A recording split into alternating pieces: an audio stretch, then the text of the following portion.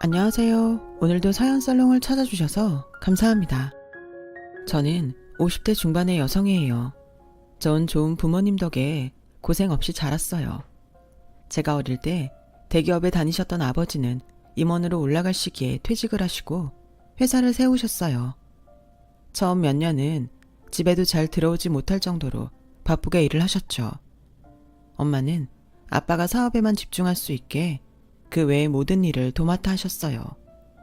저를 뒷바라지하는 것 말고도 집안에서 있는 크고 작은 일들을 다 하다 보니 너무 힘이 드셨던 것 같아요.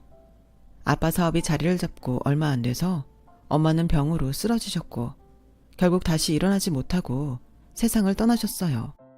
이제 정말 호강시켜줄 일만 남았는데 이렇게 가버리면 어떡해. 그동안 고생만 시켜서 정말 미안해.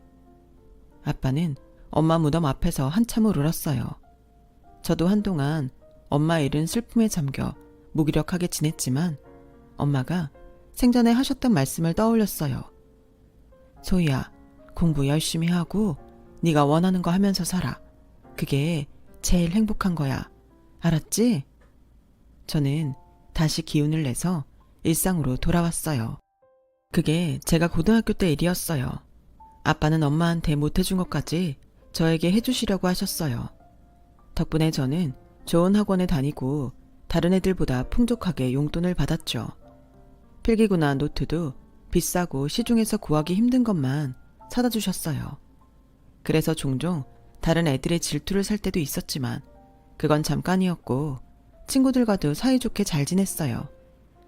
제가 사람을 가리지 않는 성격이다 보니 반 아이들도 저를 좋아해 준 것 같아요. 저는 반에서 형편이 어려운 아이들에게 다른 아이들이 티나지 않게 도시락을 싸다 주거나 선생님께 부탁을 드려서 공책이나 샤프 같은 걸 전달해 줬어요. 엄마가 힘든 환경에 있는 사람들을 돕던 게 생각나서 저도 엄마처럼 어려운 애들을 돕고 싶었어요. 선생님은 그런 제게 상장이라도 주겠다고 하셨지만 저는 그러지 않아도 된다고 계속 사양했어요. 그랬더니 담임선생님이 아빠한테 전화를 하셨더라고요. 선생님 얘기를 들은 아빠는 저를 불러서 소희 너는 대학 가서 뭘 전공하고 싶냐? 아직 그런 거 안 정했는데 뭘 하면 좋을지 잘 모르겠어요. 네가 엄마 닮아서 어려운 사람 돕는 거 좋아하는 건 알고 있었다. 근데 남을 도우려고 해도 네가 돈이 있어야 할 수 있는 거야. 나는 네 적성에 맞는 일 중에서 돈을 잘 벌 수 있는 공부를 했으면 좋겠구나. 그래야 네가 남 눈치 안 보고 원하는 걸 할 수 있어. 저는 아빠의 말씀에 며칠 동안 고민을 했고 경영학과를 가기로 했어요. 여러 분야에 취직을 할 수 있을 것 같았고 아빠처럼 제가 경영할 일이 생길 때 가장 좋을 것 같았거든요. 제가 아빠를 닮은 데가 있어서인지 경영 원리나 회계 같은 과목도 싫지 않았고 그 외에도 기업 문화 같은 걸 배울 수 있는 게 마음에 들었어요. 경영학과는 공부를 잘해야 갈 수 있다고 들어서 전든 공부를 하는 데에 더 집중하려고 노력을 많이 했어요. 학원도 열심히 다니고 학교에서 하는 보충 수업이나 자율학습도 한 번도 빼먹지 않고 정말 최선을 다했던 것 같아요. 저희 때는 대학 경쟁률이 치열했는데 다행히 한 번에 합격할 수 있었어요. 우리 소희는 해낼 줄 알았다. 정말 잘했어. 이제 대학에 가서 하고 싶은 것도 하고 공부도 해. 아빠가 너 하겠다는 건 다 밀어줄게. 고맙습니다, 아빠. 저 대학생 되면 아빠 도움 없이 공부해보고 싶어요. 장학금도 타고요. 저한테 해주고 싶어 하시는 거 아는데 저도 독립심을 키워야죠. 힘들고 도움이 필요하면 말할게요. 역시 우리 딸이야. 대견하고 장하다. 라며 제 등을 두드려 주셨어요. 저는 제가 한 말을 지키기 위해 대학에 들어가자마자 패스트푸드점에서 알바를 하며 공부했어요. 제가 정말 곱게 컸다고 느낀 건 다른 애들은 척척 해내는 조리를 저는 익숙하지 않아서 한참 헤매고 여러 번 실수하고 난 다음에야 조금씩 익힐 수 있다는 거였어요. 매장 정리나 손님들이 가고 난 후 쓰레기통 주변을 정리하는 것도 너무 서툴러서 다른 알바생들이 보다 못해 도와주곤 했어요. 그래도 저한테 싫은 소리 한마디 하는 친구들이 없었고 다들 제가 잘할 수 있게 계속 가르쳐주고 조언해줬어요. 네가 요령 안 피우고 못한다고 빼지 않고 어떻게든 잘해보려고 노력하니까 도와주고 싶은 거야. 라며 같이 일하는 동갑내기 알바생이 그러더라고요. 저는 그렇게 여러 사람 도움으로 첫 한 달을 보냈어요. 월급을 받았을 때의 뿌듯함은 이루 말할 수가 없더군요. 비록 적은 돈이었지만 태어나서 처음 제 손으로 벌어봤다는 게 감격스러웠죠. 한편으로는 생각보다 너무 액수가 적어서 힘들게 일하고 이렇게밖에 못 버는 사람들이 많은 것 같아서 마음이 안 좋았어요. 아빠는 항상 직원들 복지를 잘 챙기셨고 중소기업이라고 연봉을 박하게 주시지도 않았어요. 제가 일을 하고 보니 그런 아빠가 대단하시다는 걸 알게 됐죠. 한편으로는 자랑스럽기도 했고요. 저도 그런 아빠를 닮고 좋은 경영인이 되기 위해 많이 배워야겠다고 다짐했어요. 대학 내내 저는 공부하랴 알바하랴 하루하루 바쁘게 보냈어요. 격주로 복지기관을 찾아서 봉사도 했고요. 같은 과 친구들이 미팅하러 나가자고 하는 것도 거절했고 서울 근교로 놀러가서 1박을 하자고 해도 가본 적이 없었어요. 야, 강소희, 너 별명이 우리과 수도승인 건 아냐? 좀 노는 자리에도 어울리고 해야 좋은 인맥도 생기는 거야. 그런 데서 친해지는 게 얼마나 중요한 건데. 나도 아는데 아직은 학교 밖에서 해보고 싶은 일이 많아서 시간이 안 돼. 학교 다닐 때 아니면 그런 것도 마음 편히 못 하잖아. 충고 고마워. 나도 다음번 모임에는 꼭 나갈게. 저를 챙기는 친구에게 약속을 했어요. 그 약속을 지키기 위해 얼마 후 모임회를 나갔어요. 다들 술 마시고 떠들고 즐거워하는데 어느 선배가 자꾸 저한테 말을 걸었어요. 저희 과는 아니었는데 저희 전공 수업을 들었다고 하더라고요. 저를 제대로 본 적도 없는데 너무 친한 척을 해서 좀 부담스럽더군요. 적당한 선에서 상대를 해주고 그날 자리를 마무리했어요. 그리고 학교 다니는 동안 그 선배를 가까이 할 기회는 없었어요. 어쩌다가 마주치면 선배가 먼저 저한테 인사를 했고 저는 거기에 맞춰서 대답하는 정도로 지나갔죠.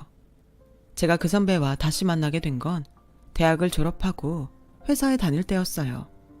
처음 들어간 회사는 대기업의 인사과였어요. 제가 직원들 관리나 안전관리, 사내 복지 같은 거에 관심이 많았거든요. 인사과는 제 적성에 정말 잘 맞았어요. 사내 복지 기획서나 신입사원 교육 프로그램 같은 걸 만들 때에는 정말 밤새 일해도 피곤한 줄을 몰랐죠. 사회생활을 하면서도 저는 복지기관을 잊지 않고 찾아갔어요. 회사 일이 바빠서 전처럼 자주 가지는 못했지만 한 달에 한 번은 꼭 가서 배식이라도 하려고 노력했어요. 거기에서 그 선배를 다시 만났어요. 너 땡땡 대학 경영과 나온 강소희 맞지? 나 기억 안 나? 같이 수업도 들었는데. 네, 기억나요. 이런 데서 학교 선배님을 만나니 반갑네요. 원래 여기 봉사 다니셨어요? 오래된 건 아니지만 몇 달 됐지. 너는 계속 다녔어? 네, 저랑 선배님이랑 다른 나라서 못 만났나 봐요. 그랬나 보다. 다음부턴 시간 맞춰서 같이 오면 좋겠다. 내가 봉사 시작한 지 얼마 안 돼서 여기만 오면 어색하고 쑥스러워서 자꾸 움츠러드는 것 같아. 그렇게 말하길래 그 다음부터 둘이 스케줄을 맞춰서 같이 오기로 했어요. 한 달에 한두 번이지만 그렇게 정기적으로 만나다 보니 자연스럽게 다른 날에도 보는 사이가 됐어요. 처음에는 선배가 너무 친하게 굴고 나에 대해 뭐든 잘하는 척 하는 것 같아 그런 게 부담스럽고 마음이 불편했는데 자꾸 보니까 다른 사람들한테도 부침성 있고 사교적이어서 원래 성격이 그런가 보다 하게 됐어요. 봉사하는 곳에 다리가 불편한데도 꾸준히 밥차를 지원하시는 아주머니가 계셨는데요. 그분이 움직일 때 힘들어하니까 선배가 직접 업어서 차에다 모셔다 드린 적도 있었어요. 아우, 나이도 젊은 양반이 싹싹하네. 고마워요. 별 말씀을요. 건강하고 힘있을 때 이런 거라도 해야죠. 그런 모습을 보며 저도 선배한테 마음을 열게 됐어요. 저와 선배는 가까워지면서 더 자주 만났고 얼마 안 가서 사귀는 사이가 됐어요. 그래도 아빠한테 바로 말씀드리지는 않았어요. 사람 일이 어떻게 될지 모르는데 어느 정도 마음이 정해지고 나서 소개를 해도 늦지 않겠다 싶었거든요. 아빠도 제가 좀 더 회사에서 일을 하기 바라시기도 했고요. 그렇게 사귀고 6개월쯤 지나자 선배는 각자 집에 인사를 하자고 자꾸 재촉을 하기 시작하더군요. 우리 만난 지 6개월밖에 안 됐잖아. 좀 더 시간이 필요하지 않아? 나는 회사 다닌 지 이제 겨우 1년인데 일에 더 집중할 시간 같아. 양쪽 집에 인사하면 아무래도 마음이 흐트러질 거야. 누가 회사 다니지 말래? 일해. 너 일 잘하는데 내가 설마 그런 거 하지 말라고 하겠어? 그냥 우리가 이렇게 사귀는 사이라고 알리는 건 해도 되잖아. 그러다가 우리 헤어지기라도 하면 어른들 보기에 좀 그렇잖아. 난 우리가 더 확신이 생기면 인사하는 게 좋을 것 같아. 넌 나하고 헤어질 생각하면서 만나는 거야? 이거 좀 충격이다. 난 그런 거 꿈에도 상상해 본 적 없는데 어떻게 그런 말을 쉽게 하냐? 그게 아니라 사람 일이 어떻게 될지 모른다는 거지. 우리가 아무리 좋아 죽는다고 해도 한순간에 틀어지기도 하는 게 사람 사이잖아. 대학 때도 친구들 보면 그런 일 많아서 그러는 거야. 그래, 네가 나한테 확신이 없다는 건 잘 알겠다. 내가 그런 말 들을 줄 몰랐는데 정말 너무하네. 라며 화를 내고 가버렸어요. 제가 몇 번이고 전화를 해서 다시 설명을 하려고 했지만 선배는 제 전화를 받지 않았어요. 그렇게 한 2주 정도 연락이 되지 않았고 만날 수가 없었어요. 저는 선배가 좋긴 했지만 아직은 부담을 갖고 싶지는 않았어요. 또 안 만나다 보니 그냥 적응이 돼서 섭섭하거나 보고 싶은 마음도 크지 않더라고요. 제가 아는 다른 일하고 바꿀 만큼 좋아하는 건 아니라는 생각이 들었죠. 그때 선배가 다시 저한테 연락을 했어요. 미안해 소희야. 내가 너무 내 마음만 중요하게 생각해서 막 밀어붙인 것 같아. 너는 부담스러울 수도 있는데. 그럴 수도 있지 뭐. 근데 목소리가 왜 그렇게 안 좋아? 아 그래?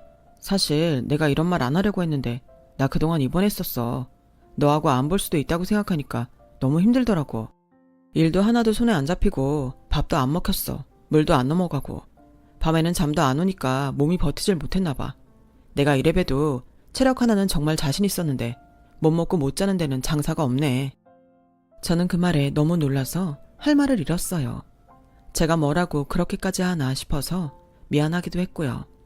저는 선배 몸보신하라고 보양식이며 과일에 영양제까지 챙겼고 매일 연락을 하며 몸은 괜찮은지 살폈어요.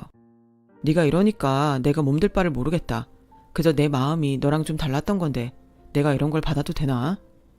선배는 이전보다 더 저를 배려하고 신경 써줬어요. 저는 한 번도 제대로 연애를 해본 적도 없고 또래 남자한테 이런 걸 받아본 적이 없어서 점점 선배한테 감동하게 됐어요. 다시 선배를 만나면서 저는 마음을 굳히게 됐고 2달 정도 지난 후 양쪽 집안에 우리가 사귄다는 걸 알리기로 했어요. 선배 부모는 저를 굉장히 편하게 해주셨고 너무 친절했어요. 특히 선배 어머니는 제 엄마가 일찍 돌아가셨다는 걸 알고 내가 우식이 낳고 딸 낳으려고 했다가 안 됐는데 딸이 어디서 하나 뚝 떨어진 것 같아서 너무 좋네 라며 좋아하셨어요. 하지만 아빠는 예상보다 반응이 덤덤하셨어요. 제가 일을 더 하길 바라셨기 때문에 그러시는 것 같았어요. 저한테 너무 이 사람이다 정하지 말고 다른 가능성도 열어두라고 하시더라고요. 그런데 제가 오빠하고 결혼하고 싶다고 하자 아빠는 심각해지셨어요. 며칠을 말씀을 안 하시더니 결국 저를 따로 부르시더군요. 너 진짜 그 남자가 좋냐? 네 솔직한 마음이 어때? 그것보다는 나한테 너무 잘해주고 배려도 많이 하니까 마음이 쓰여. 친구들이 그러는데 그렇게 좋아해주는 사람 만나기 힘들다고도 하고. 그럼 일단 약혼부터 해라. 그거 못하겠다고 하면 난 찬성 못한다. 요즘 약혼 같은 거 잘 안 하던데? 내 친구들도 그냥 반지만 받기도 하고 바로 결혼하는 애들이 더 많아. 그 사람하고 결혼하는 게 아니어도 난 너 결혼할 때는 하나하나 절차 다 밟아서 제대로 시키고 싶었어. 고등학교 때부터 엄마 없이 나 혼자 키운 딸인데 그것도 이해 못해주면 난 그런 집에 너 보내고 싶지 않다. 라며 완강하게 나오셨어요. 선배는 그런 아빠를 이해한다며 괜찮다고 하더군요. 아버님 마음 하나 헤아려드리지 못하면 자식도 아니지. 나도 나중에 딸이 생기면 그럴 것 같아. 좋게 생각해줘서 고마워. 선배 부모님한테도 죄송하다고 말씀드려줘. 저는 선배가 이해해주는 만큼 더 잘해야겠다고 생각했어요. 저희는 간소하게 가족끼리 식사하고 집안에 어려움이 생길 때 아빠 대신 저를 지켜준다는 서약서에 사인을 하는 걸로 약혼식을 대신했어요. 그리고 나서부터 선배는 아빠를 아버님 아버님 하며 더 따르더라고요. 회사에 무슨 일이 어려운지 물어보기도 하고 도와드릴 건 없냐고 하기도 했죠. 그때마다 아빠는 마음 쓰지 않아도 된다며 선배 일을 더 잘하라고만 하셨어요. 그게 제가 볼 때는 아빠가 일부러 말을 아끼고 선을 긋는 걸로 보였어요. 솔직히 나는 그 친구 잘 모르겠다. 내가 많이 본 건 아니지 않냐. 원래 회사 일이라는 거 남한테 그렇게 쉽게 말하는 것도 아니야. 그건 아는데 아빠가 너무 선배한테 마음을 안 주려고 하는 것 같아서 그래. 나하고 결혼할 사람이잖아. 아직은 약혼만 한 거잖냐. 그러는 너도 오빠라던가 이름 안 부르고 계속 선배라고 하잖아. 너도 생각만큼 친한 건 아닌 것 같다. 그러고 보니 저도 제가 이상했어요. 그래도 만난 지 꽤 됐는데 편하게 부르지 못하고 계속 선배라고 했던 거죠. 저는 제가 숫기가 없어서 그런 거라고 대수롭지 않게 생각했어요. 하지만 제 마음 깊은 곳에서는 그 선배에 대한 의심이 있었던 것 같아요. 약혼을 하고 한 달 정도 지났을 때였어요. 선배는 자꾸 아빠 회사에 들어가고 싶다는 얘기를 했어요. 지금 다니는 회사가 더 크지 않아? 아버지 회사가 탄탄하고 중소기업이긴 하지만 선배가 지금 있는 회사보다 더 이득될 건 없을 텐데? 아버님 편될 사람이 회사에 한 명이라도 더 있는 게 좋잖아. 나는 아버님의 든든한 백이 되고 싶어. 우리 아빠 일 그렇게 하는 사람 아니야.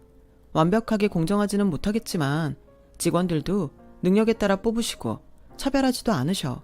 네 식구 내 식구 이런 것도 없으시고. 그런 게 노조 문제 하나만 터져도 아무 소용 없다고.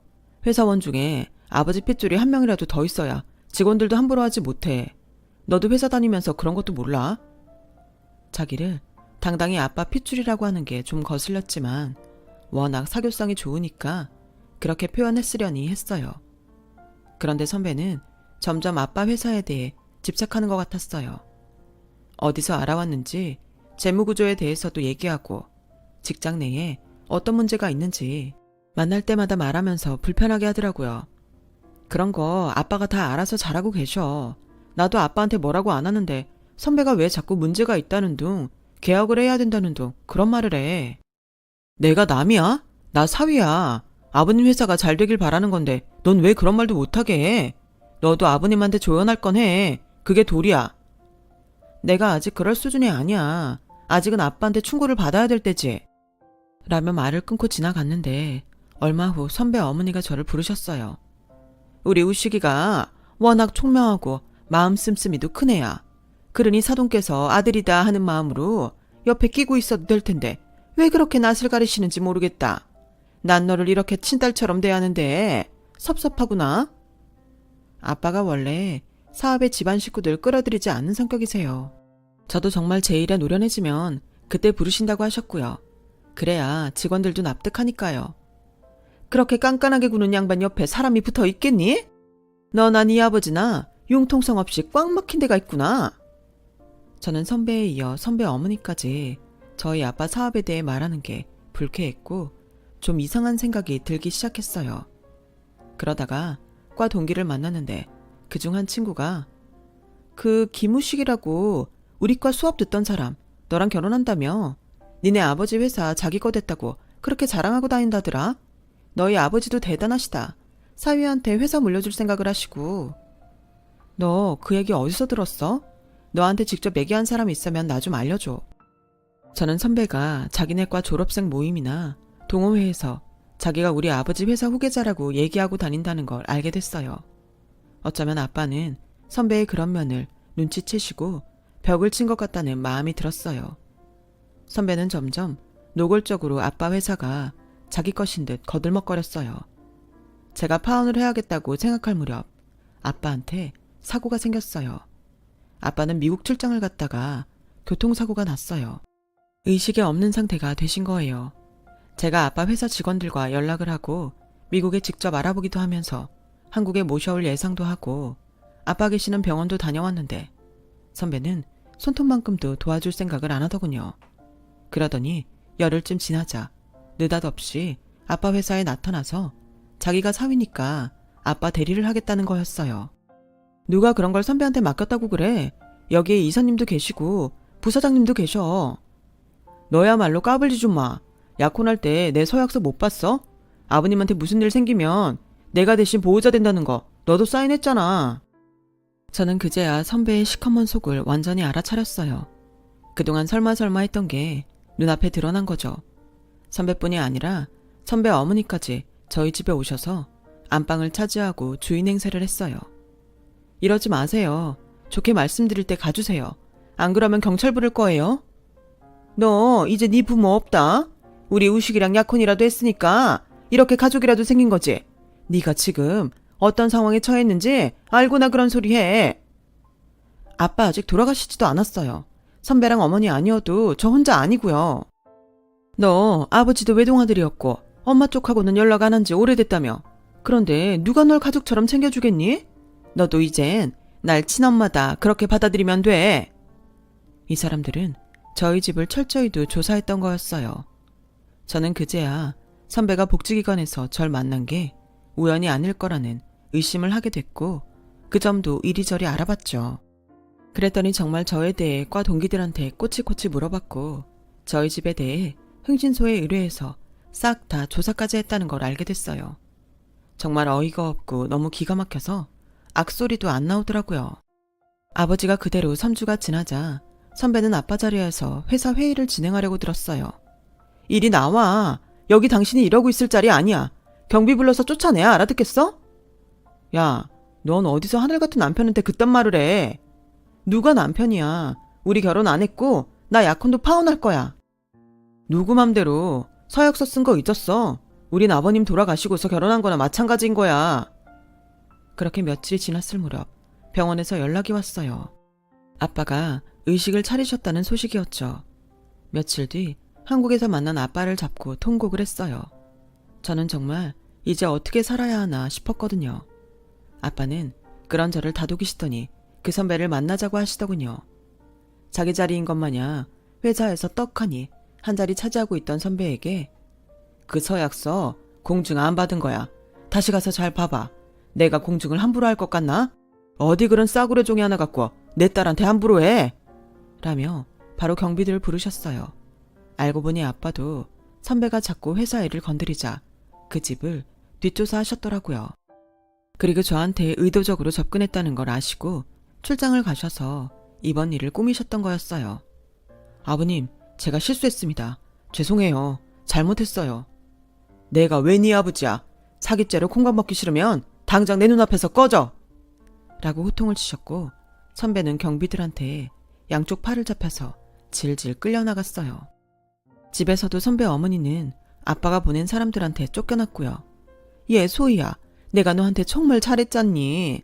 그거 생각해서 아버지가 우리 고소하겠다고 하신 거 그것만이라도 취소해 줄 수 없을까? 저한테 밤낮으로 전화해서 싹싹 빌었지만 아빠는 저런 사람들은 그냥 봐주면 또 다른 사람한테 그런다며 혼이 좀 나야 된다고 고소를 하셨어요. 사기죄가 완전히 입증되기는 어려워 실형이 나오진 않더라도 그렇게 혼쭐이 나봐야 정신을 차린다고 하셨죠.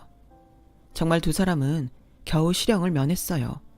하지만 대학 동문회에 소문이 다 나서 다시는 나오지 못했고 얼마 후에 가족이 전부 동남아로 이민을 갔다고 하더라고요.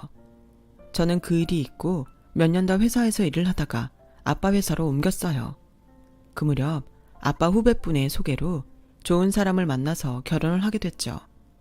그렇게 남편과 저는 지금까지 아들, 딸을 두고 행복하게 잘 살고 있고요. 선배 일은 제 인생의 큰 교훈으로 여기며 사람을 만날 때마다 정말 조심하고 있어요. 제 얘기는 여기까지예요. 긴 얘기 들어주신 분들 오늘 하루도 잘 지내시고요. 행복하시고 좋은 일만 있으시길 바랄게요. 감사합니다. 여러분, 사연 댓글에 응원과 현명한 조언 부탁드려요. 좋아요와 구독은 저에게 큰 힘이 됩니다. 오늘도 좋은 일 가득하세요.